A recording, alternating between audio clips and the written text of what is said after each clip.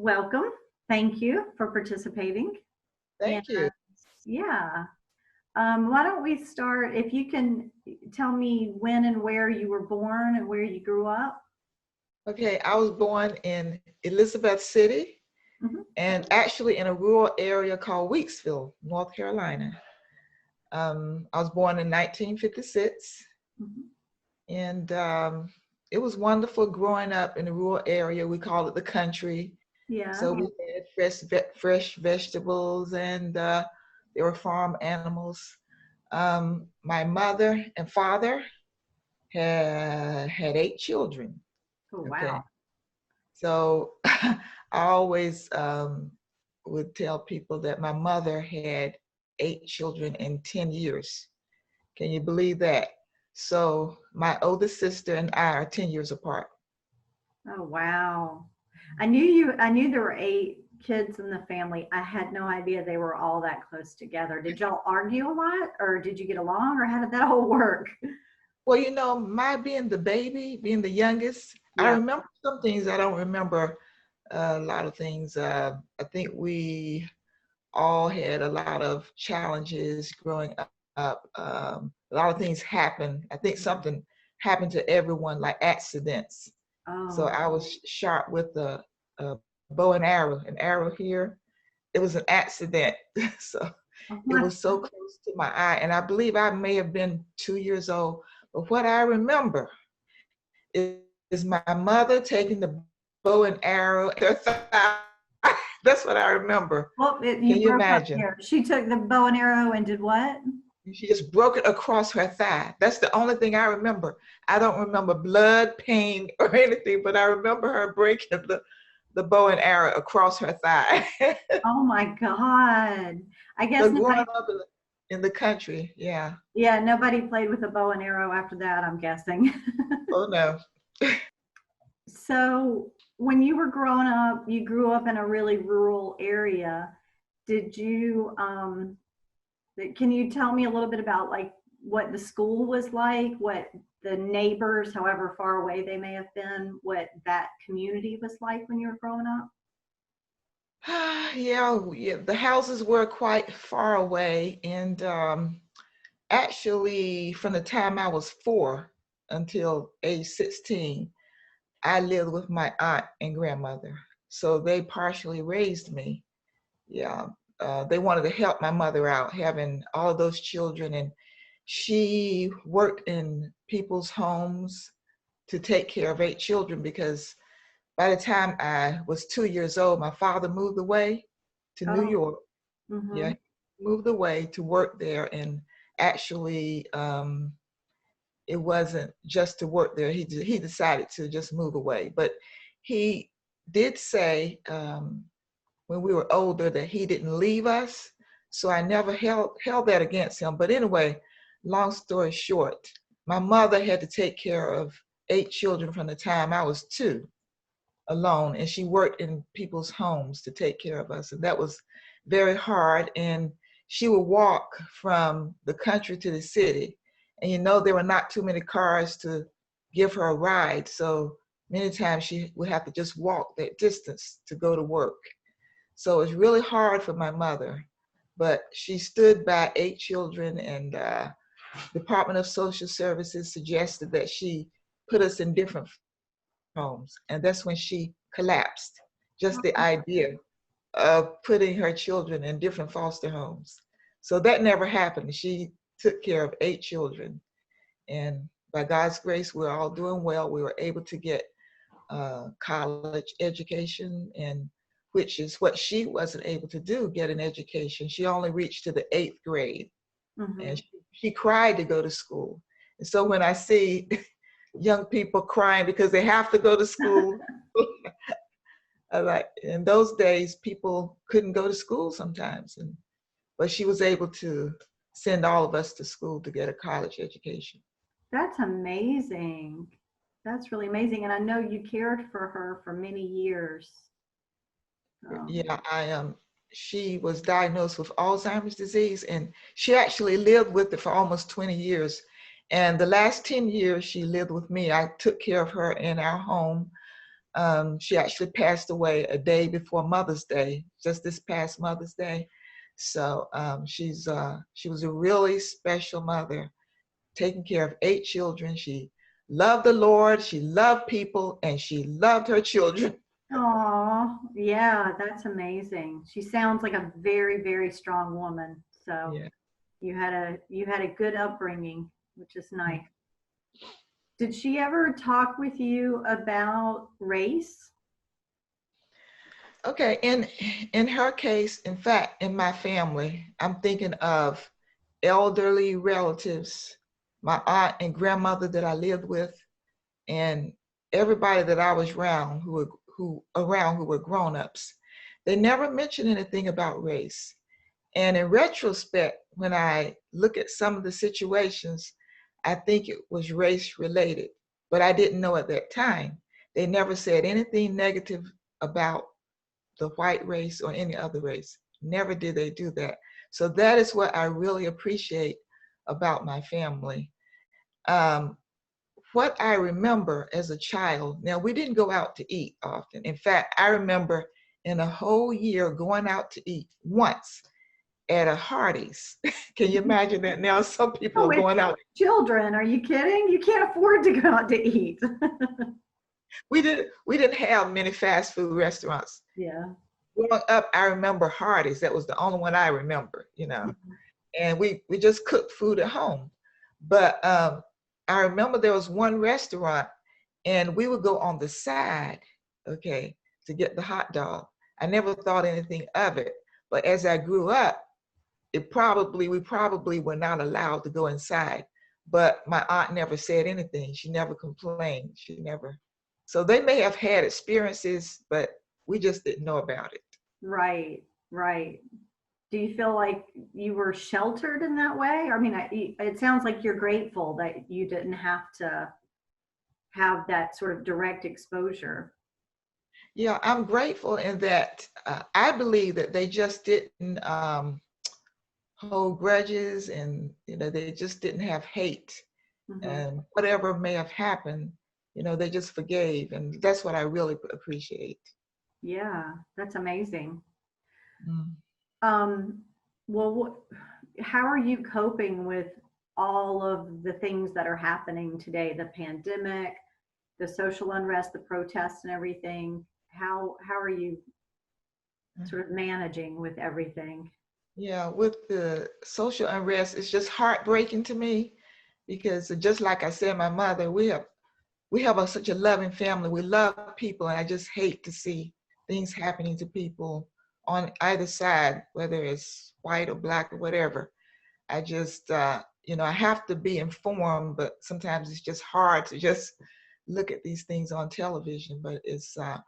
But the best thing that we can do is to do whatever we can do, like having this conversation. It allows you to think about, like, what can I do? Just as one individual. It could be just being kind to my neighbors. Maybe I haven't visited them. Well, we can't visit now, but looking in the future, just being engaged more with people, no matter what the race may be. Um, the other day, I took my sister for a doctor's appointment, and the nurse brought her to the car after the appointment. I couldn't go inside. And she just gave my sister a kiss with a mask. She was wearing a mask. And they just made me feel so good. She Yeah. was white, and she gave my sister a big kiss.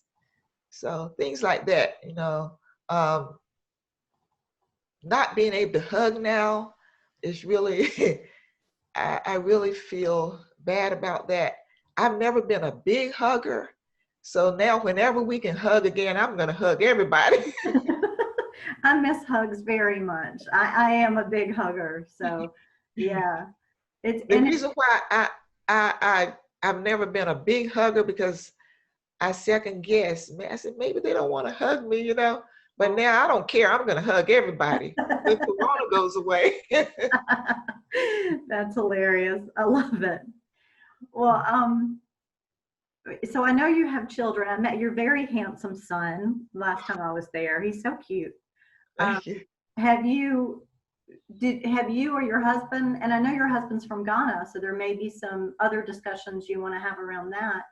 Um, have you felt the need to talk with your kids, or did you, as certainly, young males, young Black males are perceived very differently in our society by certain people, right?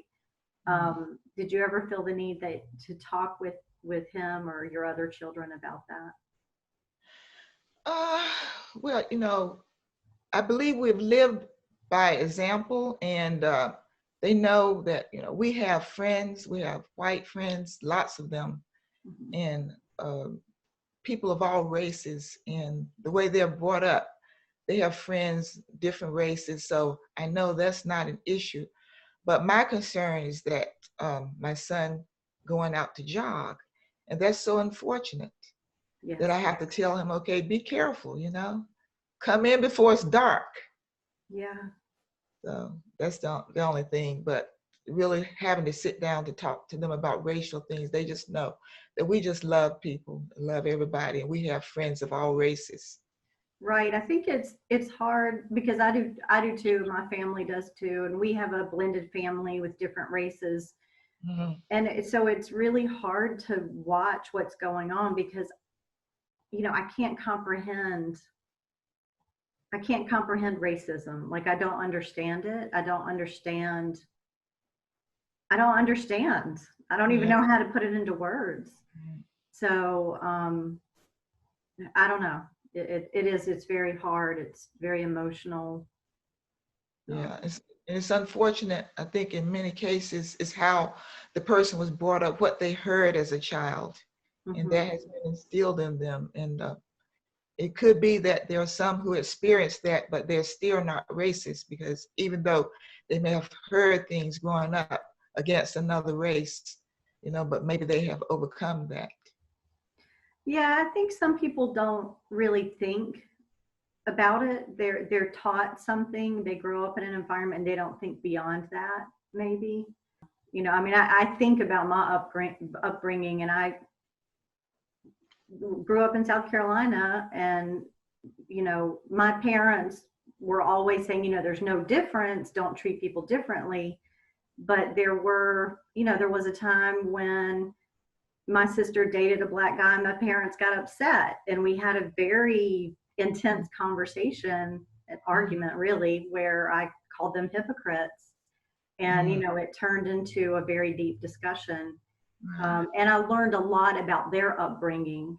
So it was a lot of, almost like people are programmed to think a certain way, and if they don't start thinking for themselves, there's just that, this is how I feel, this is the way it is, this is what I was taught.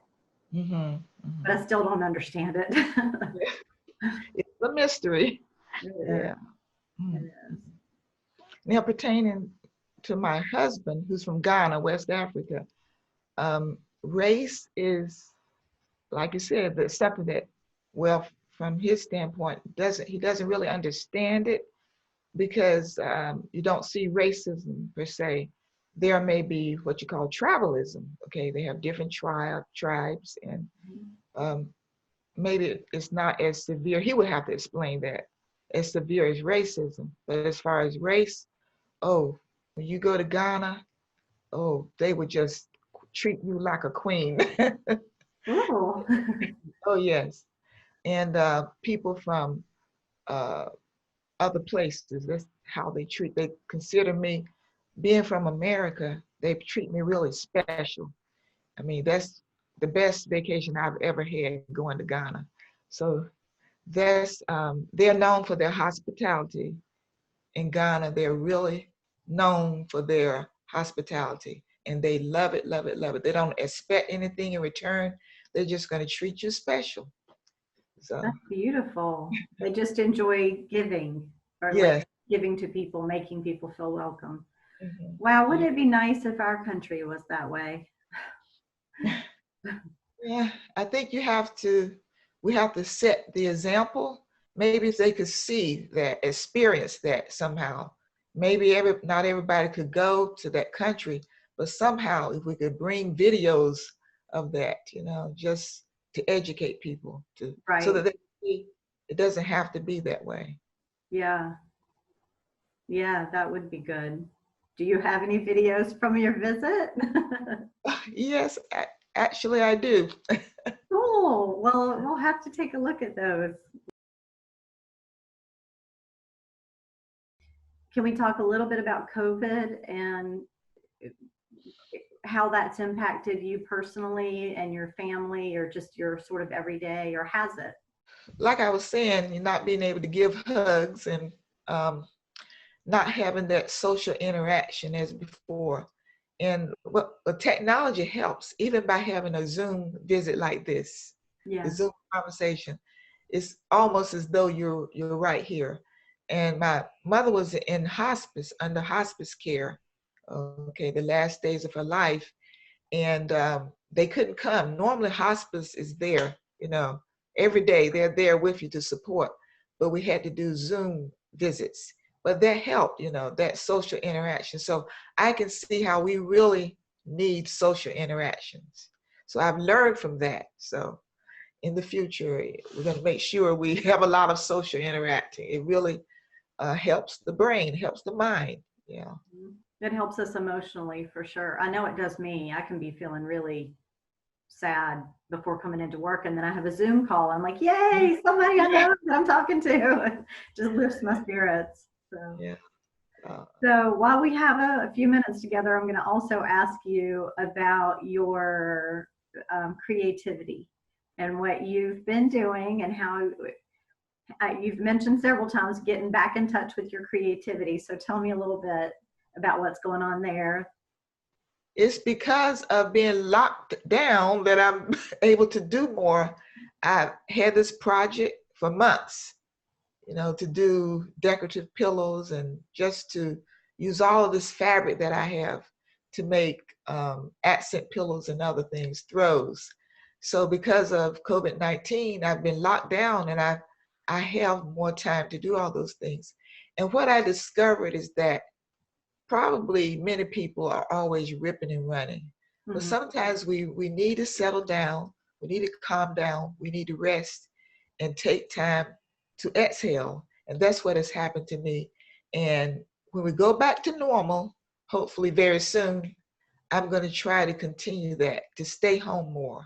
Some people, maybe they don't like to stay home, but I actually like to stay home. I like to be productive. I like to clean the house. I like to cook. And that really makes me feel good.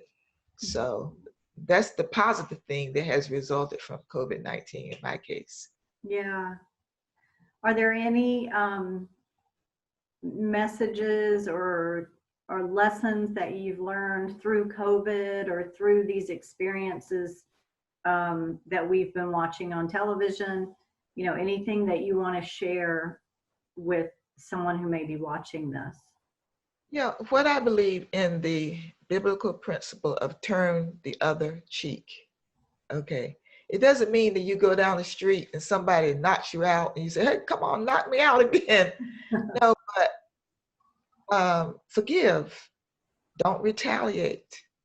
Um, when I've been able to accomplish that in the past, for example, maybe there were individuals that there was some conflict in the workplace or whatever.